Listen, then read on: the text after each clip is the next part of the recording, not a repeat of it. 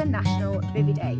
Last night, ooh, it was cold. I had to use my tweezers as a spare tent peg. Let's give her a move.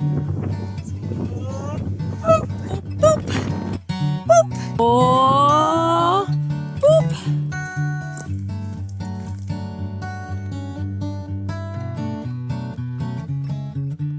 Hello, you beautiful lot. I am coming to you from the wonderful Dartmoor once more, and this time I am here for a very special reason indeed, because today is Saturday, it is the 25th of February, and that means it is International Bivvy Day. What happens is across the globe people go out, they go for a camp under the stars in their bivvy bag, take a photo with a code word, and a world record is always tried to be broken on that night. What makes this International Bivvy Day so special though is that the organiser, Russ Morehouse, also known as a Mountain Bivvy, has got behind the Save Dartmoor campaign by having the code word that he's just released, which has just made it so amazing, as Save Dartmoor. The Guardian are actually coming along tonight to film. We've also got links with Countryfile and other people who are going to be documenting this, and hopefully we can help make the UK aware of what's just happened with our Right to Wild camp. I'm going to drop the fundraising link for the Save Dartmoor appeal below. Bye!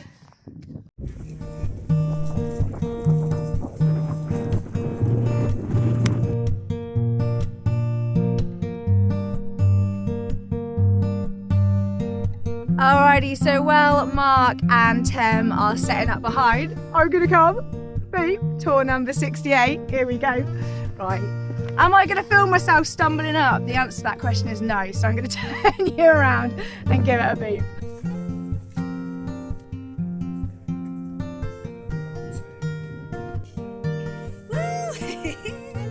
Oh, boop! Look at that.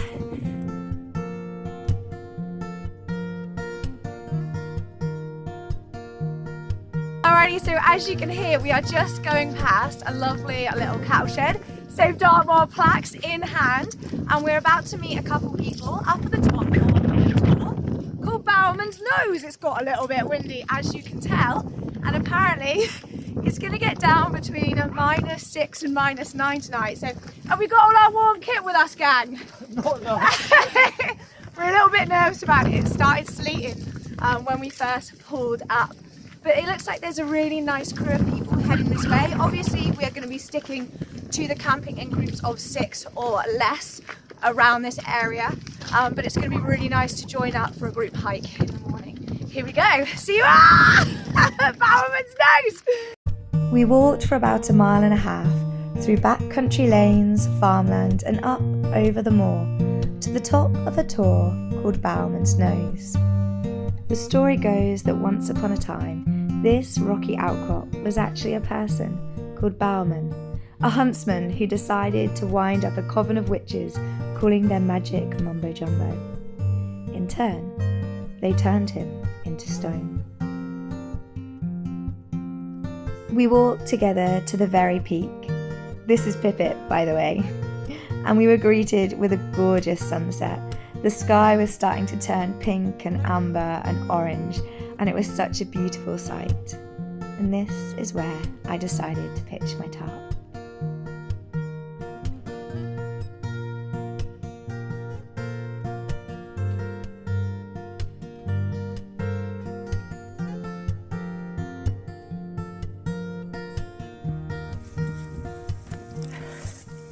And here it is right behind me. This is the tarp setup that I am going for. I'm using the DD 3x3 Pro. I've done it in kind of a pyramid style setup, but at the back, as you can see, I've also popped a second trekking pole. This is because there's pretty strong easterly winds right now, and the last thing I want to do is have this thing flapping around and falling over on me. The sleep mat of choice I have chosen is this. Sticking with Thermarest, this is the Thermarest NeoAir Uberlight. As you know, I usually use my women's specific one. However, I seem to have gotten a slow puncture in it, and I haven't done the whole put it in a bathtub and work out where the leak is yet. So I'm risking it with this one. This is a 2-seasoned mat. I'm a little bit nervous. However, I have bought out my Robins, which should add another 1.2 sort of rating with it. That combined with the -18 sleeping bag We're hoping, keeping your fingers crossed for your girl here, that she ain't gonna freeze. And as always, I'll probably be doing the Nalgene trick where I boil up water, pour it in my Nalgene and use it as a little hot water ball. Mark is blowing away on his setup. So Mark, do you want to talk us through, what have you got as your sleep mat? Okay, so I've got an insulated static Velux void fly mat. I've got a good old Vango pillow, an OEX sleeping bag, and I've got an Outkit Humper Bivvy tonight. Love it. And then your tarp is by? It's an American firm called Golden Eagle. Very nice. How are you feeling about the potential -9 temperature in an open tarp setup? Oh, I'm pumped. This is Lisa and Dave, also known as the hardcore couple. Here we go. And this is their setup. So they've also gone for a pyramid style, but got an attachment for a door. And they are watching this glorious sunset. There's another two tucked behind here. Alrighty, so this is Tem. Tem is using a hoop bivvy. I've got a MacPack cocoon bivvy, Thermarest, it's a Neo Air. Oh, I've got that one. Oh, the same one. Yeah, Okay. it's good, isn't I've it? got a Montaigne sleeping bag, but it's only rated down to -2. So we'll see how that goes, but I've got a down jacket that I can wear on top if I need to. Oh, amazing. Looks good. Looks good. Here we It's weird go. being on the other side of the camera. Oh, yeah. So for people that don't know, Tem is actually here with The Guardian. So he is part of the documentary that's being filmed about Save Dartmoor. So tonight I'm being treated. Mark's cooking for me for once. It is still a nice little vegan meal. This is a pad thai. So we've got noodles, we've got veg, satay sauce, and he's even crunched up some peanuts, didn't you, Mark? Yep, and there's tofu in there as well. Ah, a little bit of protein. Love it. There you go, Becca, look at that. Oh, that is nutritional treats. Beauty. With our stomachs full of nutritional food, we join the others to chat about ways we can continue raising money for the Dartmoor appeal. The temperatures dropped quickly and we headed back to our tents. I did the Nalgene trick again, boiling hot water and pouring it into the bottle, using it like a hot water bottle and stuffing it between my liner and my sleeping bag. I snuggled up to this, listening to the breeze as I drifted off to sleep. The sunrise that morning was glorious. I don't think I've seen a sunrise like this in so long. The way it bounced off the clouds, the rocks, the moors was just stunning. And we all stood together in awe, watching the sky. Everything was frozen, and we used this as an opportunity to tag Save Dartmoor and anything we could, our tarps, the tents, the rocks, brewing up a coffee and watching the sun rise together. This was also an opportunity to boot yet another tour. And here it is, tour number 69, Bowman's Nose for sunrise. Let's give her a boot.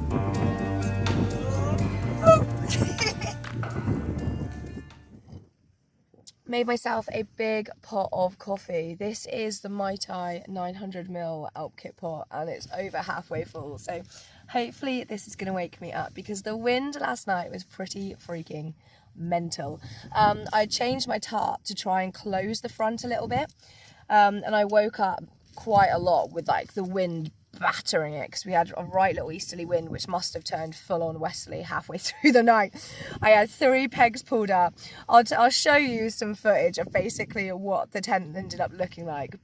In a sleepy haze, I'd literally piled anything I could to try and hold those front 2 flaps together. Even like the leftover beer that I hadn't drunk, the trekking pole. I got my tweezers for ticks and used that as an extra peg. Honestly, I was just thinking of anything I could to keep that tent in place. The sign, the shoes, my gas. Honestly, it was so windy. Although as much as I feel bad complaining, I feel worse for Mark because here we go, Mark. This was Mark's set. I want it. Go on, Mark. How did you find it? This is my pillow, and can you see the frost in the corner? My head was there. So his head basically absorbed most of the frost, and then yeah. Everything that he has is just insane. It's just absolutely covered. Oh, look at it. There's my camper mat. There's his camping mat. That's the bit that was out. Just insane. We've written Save Dartmoor in our tarps though, because, you know, might as well use the cold for rebellion. So I wanted to say a massive thank you to all of you that dropped me messages on my Instagram and also on the last video with suggestions of new packs. I'm definitely going to have a look into some of your ultralight suggestions. However, one of the brands that did pop up quite a bit was Osprey, and it turns out Osprey follow me on Instagram and they saw the drama that had happened with my pack, and they reached out to me to ask me if I would like to trial another one of their packs. We had quite a lot of a conversation because basically I'm quite short and I do have a really small frame, and in the past I've really struggled to even find female specific packs to fit me. I was worried because I was thinking, oh my gosh, Osprey are like a huge brand, and they're gifting me a pack, and I'm very picky. Like, if I get gifted something and I don't like it, I send it back, mate. Like, oh God, what if I don't like this bag by Osprey? Sending a pack back to them. But didn't need to. It's just absolutely amazing. But this here is the Ija 48. This hood is removable, so you can make it lighter anyway. It comes in around a kilo at present. It has the stretchy mesh pockets, which is one thing I actually look for in a bag now. If you've never used a pack with stretchy mesh pockets, it is a game changer. It is a literal game changer. You can shove so much stuff down the front, your waterproofs, your snacks, your power banks, everything. It's so easy to get. It has large side pockets and also these straps. So I've got my tarp attached to the side in a stuff sack there. Obviously I do need to put her through her paces. This is just a first look. I will be doing a review at a later date. I want to get quite a few miles in her, quite a few camps, bad weather, and just see how resilient she is. But to be honest, even when you look at the back, like, it's good, man. Osprey are good for a reason, aren't they, you know? So yeah, massive thank you to Osprey for saving the day and giving me a pack, because I'd be a little bit screwed coming up on this Save Dartmoor weekend without ones. Alrighty, and that is it. The bag is going on. And I am off to go and boop some tours. No trace, no trace, no trace, just how we like it.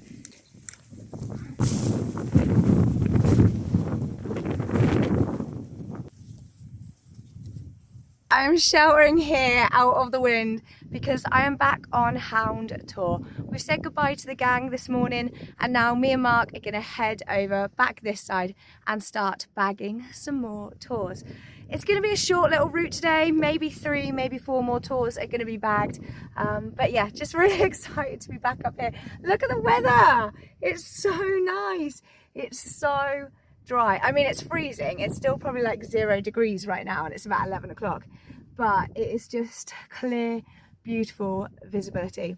What a difference a week makes, eh?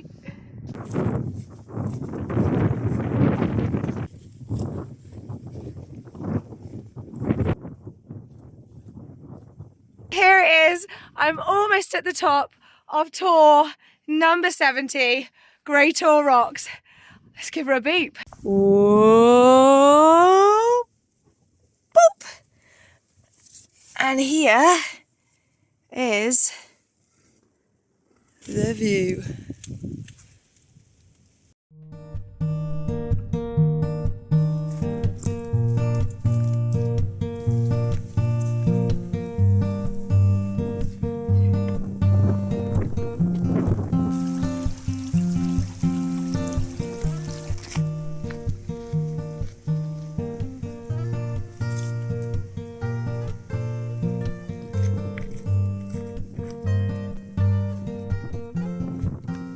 So tour 71 is coming up just behind us in a little bit. We've gone through a beautiful valley, actually, loads of gorse, beautiful river crossing, and now we're heading up to Howell Tor. This one looks like it's going to be a bit of an interesting one to get up. Doesn't look like there's much of a path going up that way. So we will see how far your girl and Mark get, but hopefully we can get close enough to the top to give her a boop. Oh, boop.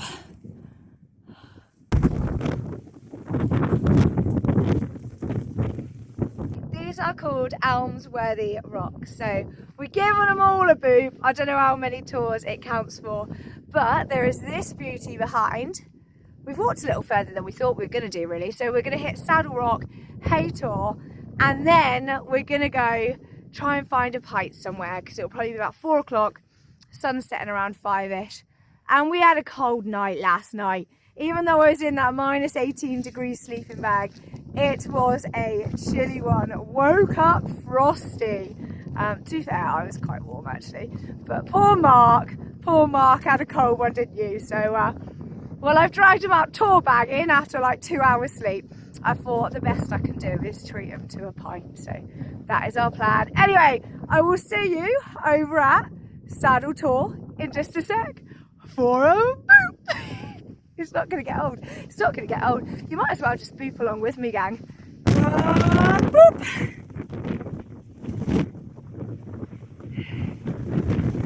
Tour 73, Saddle Tour. Here we go. Coming up in front of us is tour number 74.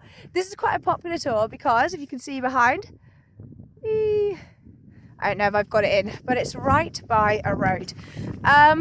Mark and I are seriously considering whether we should hitch back because we've kind of gone a couple miles off the route we had plotted. Didn't realise it's about a 2-hour walk back, I think. And it's just started to snow, so we will see. We will see what happens. But for now, it's time to head up there and boop tour number 74. Hey tour.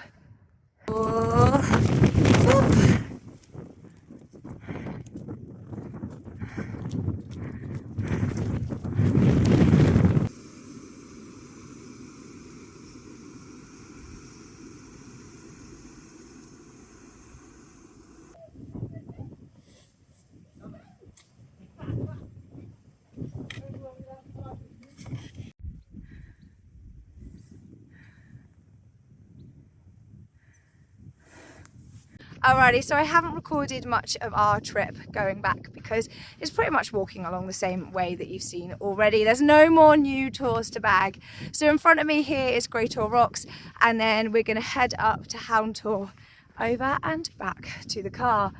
And if you can see behind me, oh, it actually looks quite nice and pale, but that is a dark cloud, mate.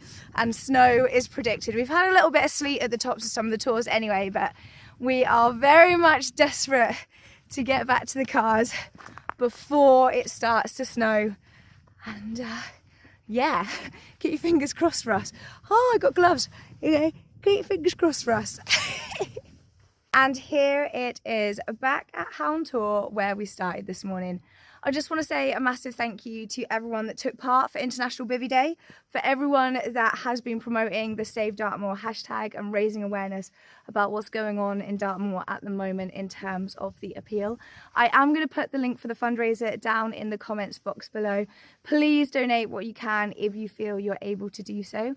And I will see you on the next one. Oh, and as always, don't forget to like, comment, subscribe and hit that little ding dong notification button if you'd like to see a little bit more. Bye!